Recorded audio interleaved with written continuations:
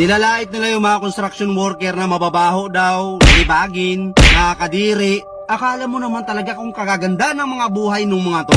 Ang lakas manlait ng kapwa. Anong masama sa pagiging construction worker? Construction worker ka man o naman trabaho mo basta hindi ka nagnanakaw, marangal na trabaho yan.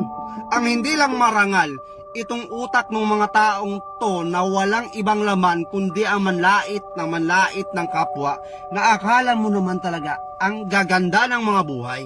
Pati mukha, di ba? Kala mo kung sino maganda yung mga babae dyan? Hindi ko na lang ipangano dito yung mga mukha eh. Baka mamaya magsipagpalagan, mag-iyakan naman yung mga yan.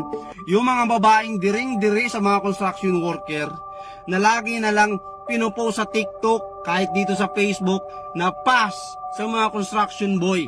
Nakakadiri sila, ang babaho nila.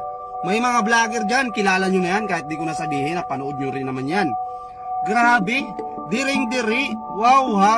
Eh di sana kayong gumawa ng mga bahay ninyo. Ayaw nyo pala eh. Nandidiri pala kayo sa mga construction